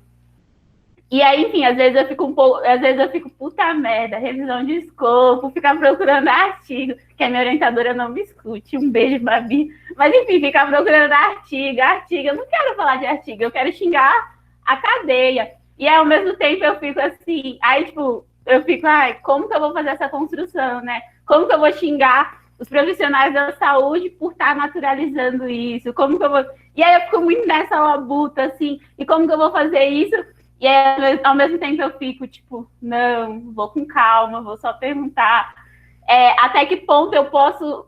porque, assim, eu fico vendo muitas pessoas falar na produção que eu sou neutro, que eu vou pegar os dados, e, tipo, eu não sinto que eu sou neutro, eu não sou neutro, eu sou abolicionista penal há anos, não tem como eu chegar aqui e dizer que eu tô só apurando os dados. Aí eu fico assim, putz, qualquer pessoa que for ler minha pesquisa vai me procurar na rede social e vai estar lá, toda prisão é política, então não tem como eu fugir disso. Ao mesmo tempo que eu fico, como que eu vou colocar tudo isso e validar? Porque eu estou num curso de nutrição, que é tudo isso, certinho, que a amamentação é muito importante, a gente tem que incentivar a mulher a amamentar. E aí cria um monte de expectativas do profissional da saúde. E aí a mulher que não consegue amamentar, ela é o quê? Ela é um lixo, ela não consegue amamentar porque o próprio Estado... Enfim, aí eu fico nesse meio de expectativas e pensando muito assim, que merda de papel de pesquisador é esse, sabe? Até que ponto eu posso estar envolvida, até que ponto eu não posso. E até que ponto, assim, toda essa estrutura a USP, a estrutura a faculdade, até que ponto é válido produzir isso nesses espaços que são espaços que estão o tempo todo validando que o cárcere tem que existir, enfim, ao mesmo tempo que eu estou num lugar que, sei lá, tem 3 pessoas negras na minha faculdade, na minha sala, mas estudando um espaço que 60% dessa população é negra. Então, a que lugar eu pertenço mais, sabe? Onde era para eu estar mesmo aqui na faculdade ou no cárcere. Então, enfim, você trouxe tudo isso e eu sinto que esse lugar de pesquisador às vezes leva a gente para muitos outros lugares para além da nossa pesquisa, e que às vezes acaba virando até um peso. Então, te escutar foi muito, muito assim, ser levada para outros lugares, e eu acho que vou passar o resto da semana pensando em tudo isso. Desculpa se ficou um pouco confuso. É que eu também já estou entrando na fase final, e aí vou até confessar. Eu estou entrando na fase final, e com o EAD não tem muito com quem conversar, né? Aí me sobra, tipo, a Melissa e a minha orientadora, que eu encontro elas, aí eu começo a falar. Mas, enfim, gente, muito obrigada. Caraca, maravilhosa, Beatriz. Nossa, não foi nada confuso, foi maravilhoso. Eu que te agradeço. Eu acho que você tinha que escrever isso que você disse. Se gravou, tá gravando, você pode transcrever e transformar isso em alguma coisa, assim. Incrível. É maravilhosa, Bia, como sempre. Renata. Boa noite, gente, tudo bem? Eu gostaria de agradecer a Natália e a Amanda, e gostaria de falar mais especificamente daquele texto da Lourdes, eu acho que foi a Amanda que fez, né? E para tirar aquele preconceito que a gente tem, né? Que a prostituta puta, ela tem filhos aqui no texto, sabe? Sabe aquele preconceito que a gente fala, meu, elas estão naquele papel de vítima? Não, elas não estão, elas têm famílias, têm filhos, netos, bisnetos, fazem faculdade, mas o que me chamou mais atenção foi aquele trecho que ela diz que a violência que eu mais sofri foi institucional, da polícia, do poder público, sabe? Isso foi o que mais me chamou a atenção, não foi dos cafetões, daquelas pessoas que estão naquele ambiente, do Estado, do governo, entendeu? É isso que me chamou mais atenção. E eu tenho uma pergunta: como vocês se sentem, por exemplo, antes da pesquisa e o depois, sabe, essa transformação que o projeto causa em vocês, sabe, na vida de vocês, que vocês levam com vocês? Era isso. Obrigada, gente. Só uma perguntinha, né? Muito boa, Renata, muito obrigado. Guilherme. Tinha mais alguém que baixou a mão? Mas, enfim, tudo bem. Guilherme. Oi, então, era mais um comentário, não é uma dúvida. Então, eu acho que se não for muito relevante, eu posso deixar para a próxima. Não sei como é que a gente está de tempo. Não, vai, fala. Então, primeiramente eu queria agradecer isso que vocês falaram, né? Principalmente pela parte de que vocês disseram que o pesquisador, ele é um ser humano e que... Ai, eu não sei me expressar direito, gente, desculpa, mas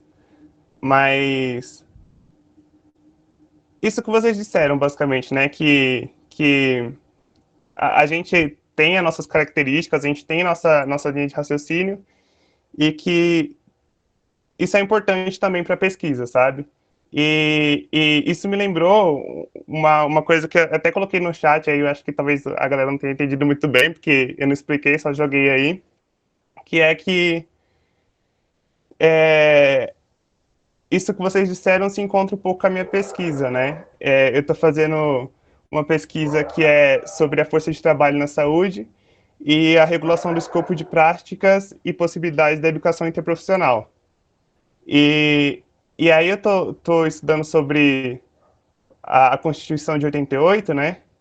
E aí ela fala que antigamente os trabalhadores na área da saúde, tanto os pesquisadores quanto quem atua em campo mesmo, essas pessoas eram chamadas de recursos humanos, né? Ou seja, são essas pessoas que podem ser usadas e que elas têm que agir de uma determinada forma. E aí depois, com o tempo, surgiu críticas sobre isso e isso mudou. Então,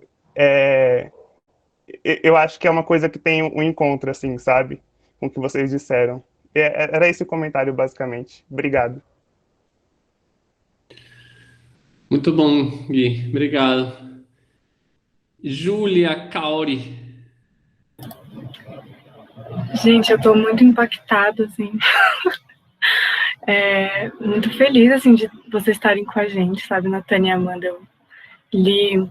Não consegui ler, assim, palavra por palavra do trabalho, porque semanas agitadas, complicado, mas eu consegui pegar bem, assim, o que vocês escreveram e adorei também saber mais diretamente de vocês. Vou confessar uma coisa, que eu tive que dar uma stalkeada em vocês, porque o Zé, ele quer que eu faça artes para colocar no YouTube e tal, queria que eu colocasse fotos de vocês, só que ele só falou o nome. Eu falei, Jesus, onde é que eu vou arranjar uma foto dessas mulheres? Aí eu comecei a jogar.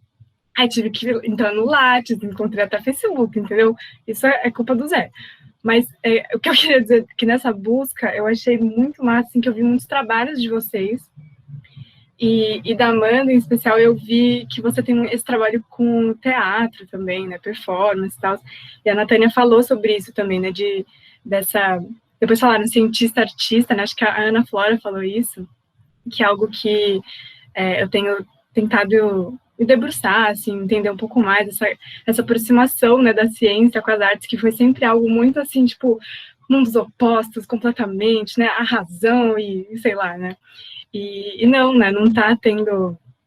Não existe tanto essa separação. Na verdade, a divisão é realmente uma coisa, enfim, de toda uma racionalidade, né, que vocês já acho que delinearam bem. O que eu fiquei pensando bastante, né, enquanto eu li os textos também, porque... E aí, nessa pergunta que a Jaciara fez sobre o feminismo abolicionista, enfim, que vitimiza, né, condena, coloca as mulheres que estão na prostituição como condenadas, né, como exploradas, vítimas de todo o sistema e tal. E para mim foi muito louco, assim, ler, ouvir mais as mulheres prostitutas, isso já há algum tempo eu venho procurando, porque quando eu comecei, assim, no movimento feminista e tal, a maior parte fala muito tem essa visão, né. E aí, quando eu comecei a ler trabalhos a ouvir as mulheres prostitutas mesmo, assim, falando da própria história, isso que a Amanda fala, eu acho muito legal, né, que, tipo, você tem lá o estereótipo, você tem o imaginário, né, a novela da Globo, teve uma aula que a Cris Cabral, que o Zé comentou mais cedo, né, ela fez ano passado, e ela deu esse exemplo, né? Você vê lá a novela da Globo, tal, e tem a mocinha que foi expulsa, que não tem dinheiro, que não sei o que, aí ela cai na prostituição, e coitada, e não sei o que, aí um dia chega um cliente lindo, branco sempre, rico, né, e vai lá, eles se apaixonam, e aí eles casam, e ele tira ela de lá. E aí, quando a gente vai ver as histórias reais, tipo, claro que existe, tem muitas mulheres que acabam caindo na prostituição mesmo, porque não tem outra opção, mas não dá pra gente pegar isso como uma totalidade absoluta, né, porque a gente vê a história da Lourdes e tantas outras mulheres, né, eu lembrei muito da Indianarai, né, Zé, que elas colocam, revertem essa lógica, falam assim, tipo, não, aqui que eu não me sinto explorada, né, diferente de se eu tivesse num outro trabalho que eu ia ganhar uma miséria, assim, por dia, ou num casamento nesses moldes, né, todo patriarcais, enfim. E também quantas mulheres, né, elas não vão trabalhar na prostituição depois de casadas, e depois de terem filhos justamente para, né, tipo, sustentarem a casa, sustentarem a família, né, que é o caso muito da Lourdes.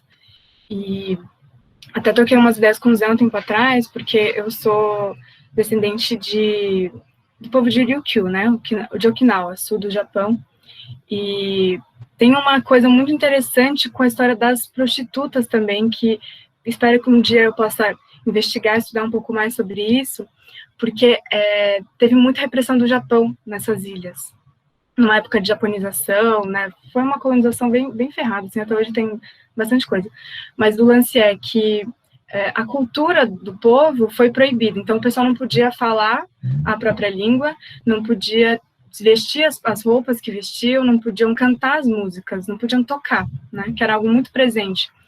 E quem conseguiu preservar a arte, principalmente as músicas, foram as mulheres prostitutas. E aí é muito interessante que tem um senhorzinho, assim, um sensei, que faleceu ano passado de Covid, né, infelizmente, e ele conta num documentário que ele aprendeu a tocar com uma prostituta, e que até então ele tinha vergonha de falar isso, porque tinha todo esse estigma em cima, mas eu fiquei pensando, nossa, mano, que loucura, né, que as guardiãs da cultura, que elas foram essas guardiãs da cultura, elas, ao mesmo tempo, não são reconhecidas como, assim, não é abertamente falado, porque tem essa coisa de, não, é prostituta, né, ai, feio falar isso, tal, não julgando o sensei, né, mas no geral tem isso. Então, como que eu não sei, não tem nada elaborado, mas eu pensei muito nessa coisa, né, que como é forte isso, né. Enfim, não soube explicar direito nada, mas só queria dizer que nossa, eu adorei muito, assim, ouvir vocês, e muito honrado, assim, gratidão. Legal, Kaori, obrigado. Bom, Natânia e Amanda, aí com vocês. Sei como querem se organizar. Quer começar, Natânia? Olha, deixa eu ver aqui o que mais eu gostaria de falar.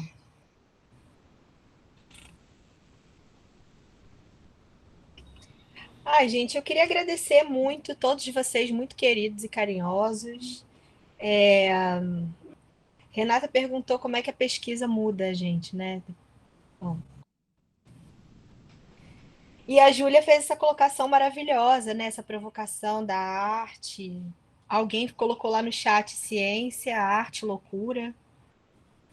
Sei lá, cara. Fala aí, Amanda. Obrigado, Guilherme, pela sua fala. Entendi tudo que você falou. Quando você colocou lá no chat, eu já tinha entendido um pouco o que você tinha querido dizer, sim.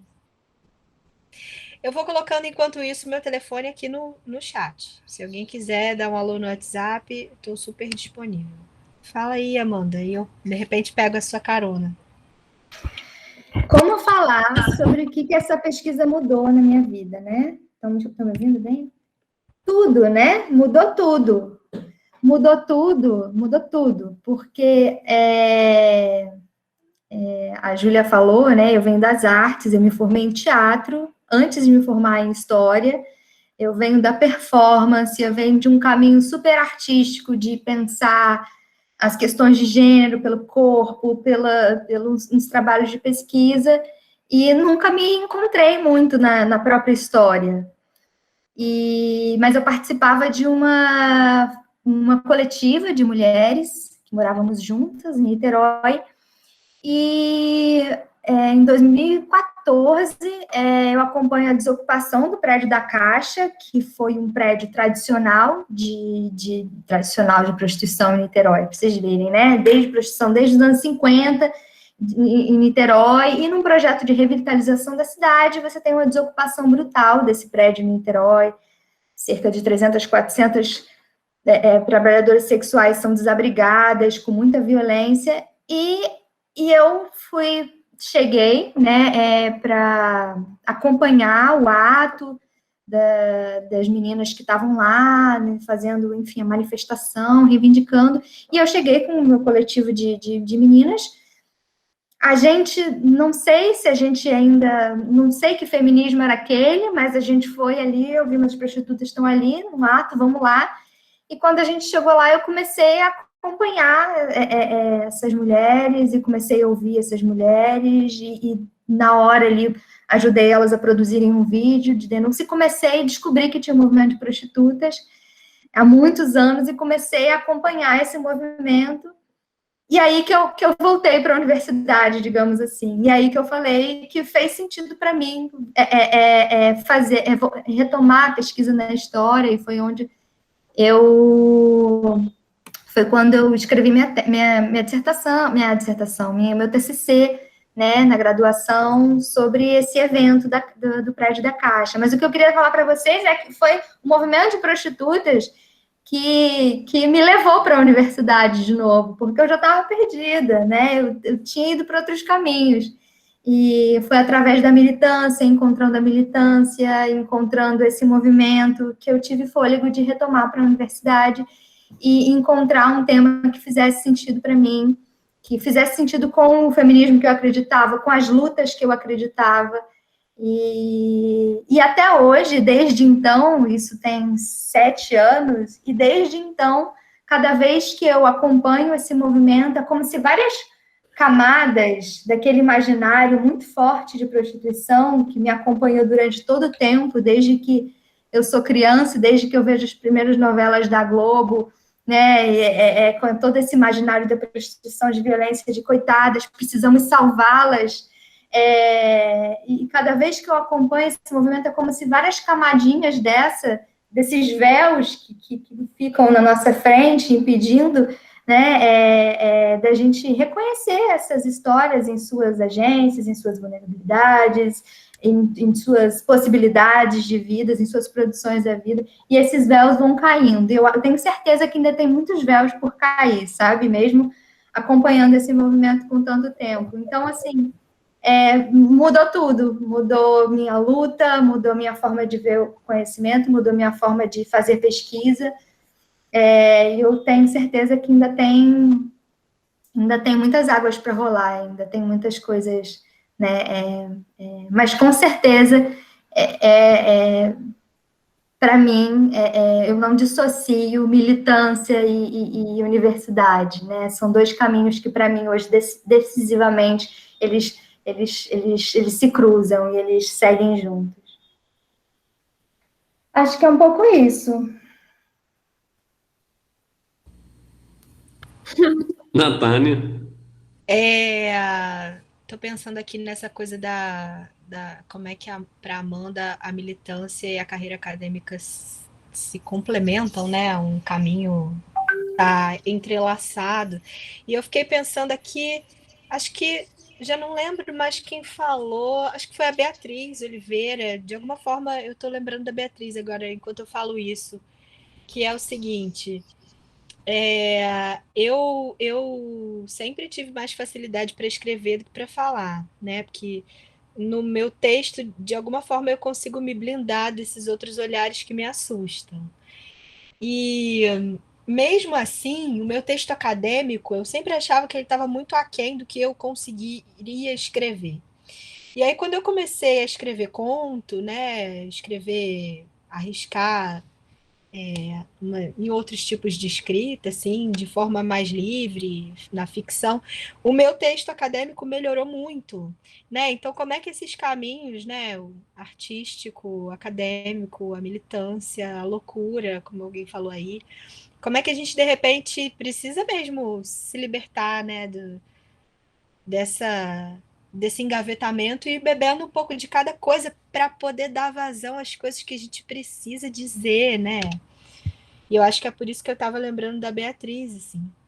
Tem coisa engasgada e não dá para falar naquele formato.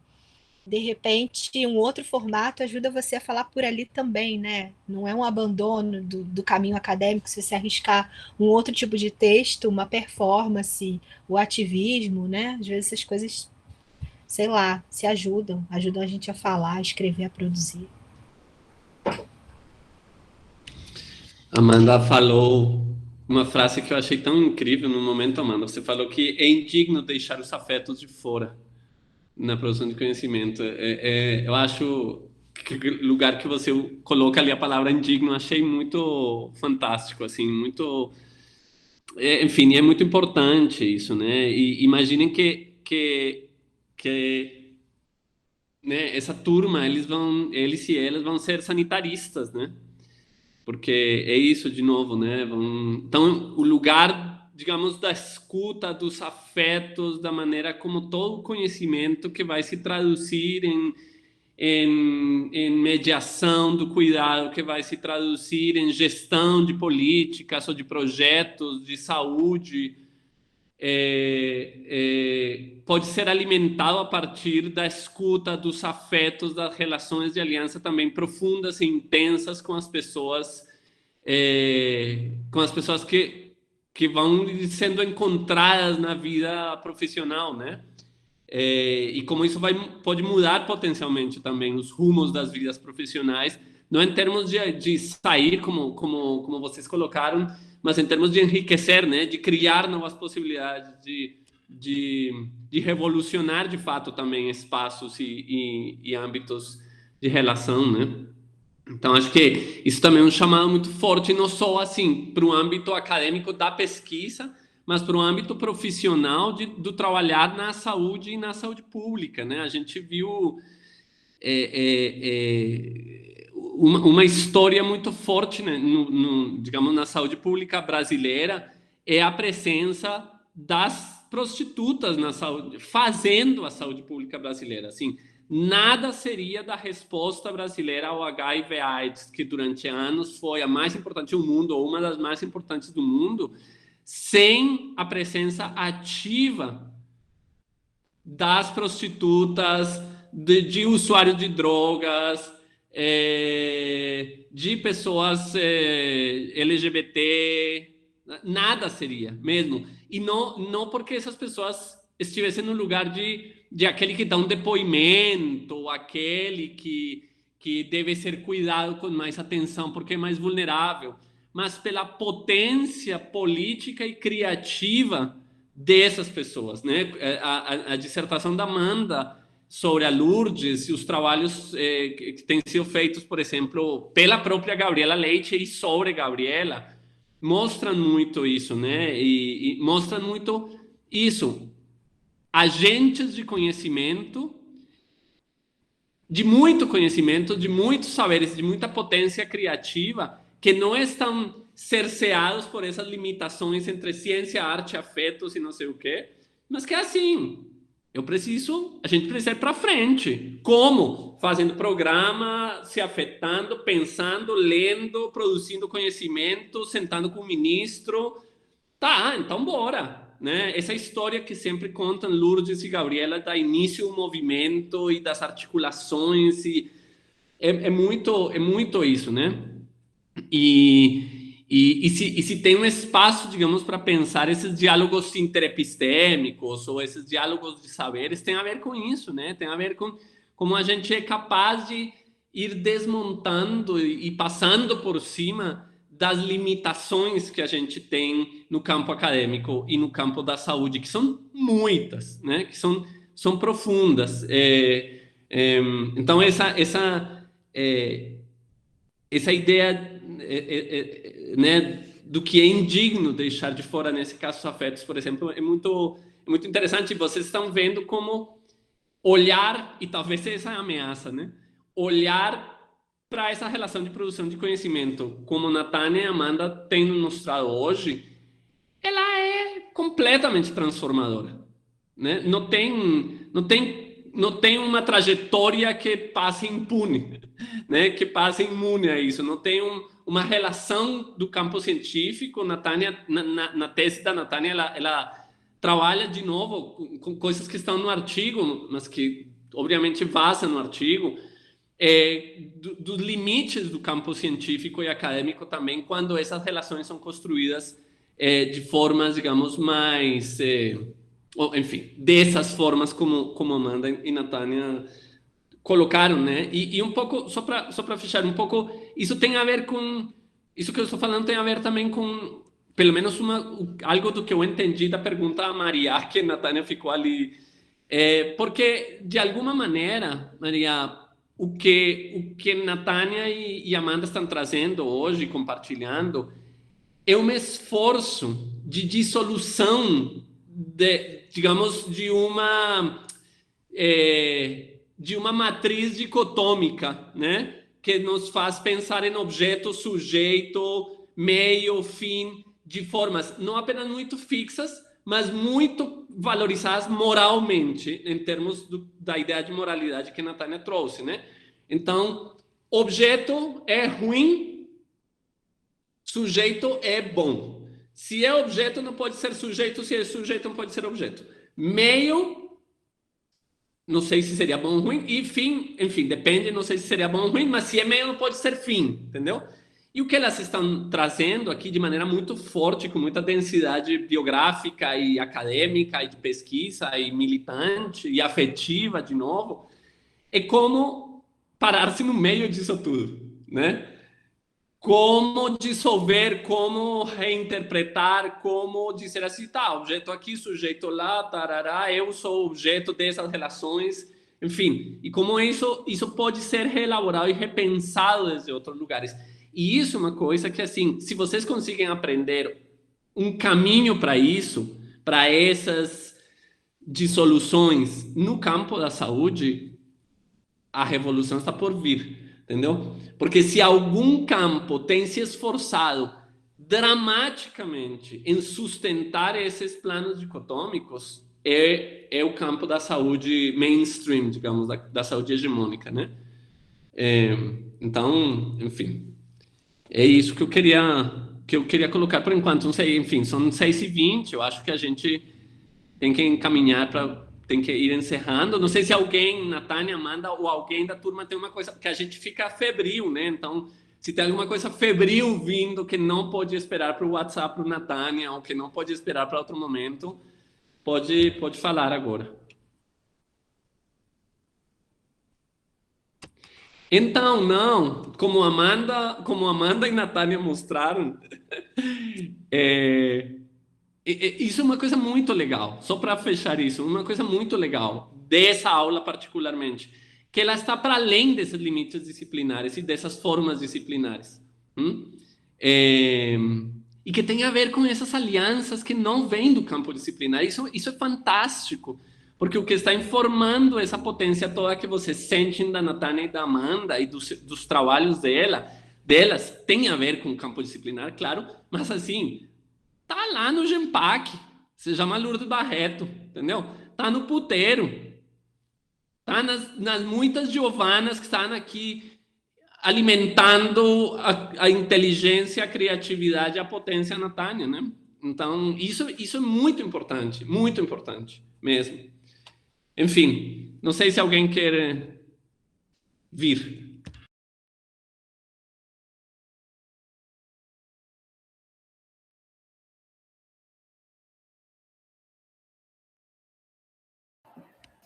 Eu quero agradecer mesmo, mas deixa alguém que está vindo aí. Acho que a Maria. Eu queria comentar sobre o que você disse, Zé. Assim, eu penso em tudo o tempo todo, então eu faço umas perguntas e eu assumo coisas que são meio confusas. E a minha lógica de pensamento é uma lógica de afirmações. Então, talvez por isso tenha sido difícil e agora mais esclarecedor quando você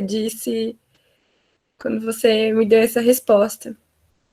Porque necessariamente não precisa ser maniqueísta, né? No sentido de uma coisa ou é outra. Pode ter esse espaço de meios e enfim. Aí, muito obrigada. Todos pensamos confusamente, principalmente quando estamos pensando. Pensar é confuso, não tem muito o que fazer. Então, fica tranquilo. Bom, Natânia, Amanda, e fechamento com vocês. Todo o meu amor, meu agradecimento, minha admiração enorme assim, por vocês e o agradecimento infinito por estarem aqui acompanhando-nos nesse curso.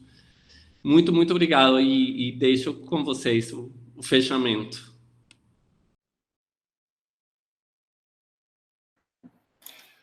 Eu queria agradecer, né? Agradecer o convite, Zé, agradecer a Natânia, inclusive por seguir pensando juntos, porque eu sei que é uma conversa também que não termina aqui, a gente vai seguir pensando e seguir buscando, fazendo perguntas, talvez, mais do que solucionando, mais do que criando respostas. Para agradecer a todos vocês pelas perguntas, e é isso. Seguimos acreditando que a força da universidade, da produção acadêmica, produção de conhecimento, está muitas vezes fora da universidade, né? Então, não nos esqueçamos dos afetos. E é isso. Esse também é um encontro afetivo aqui.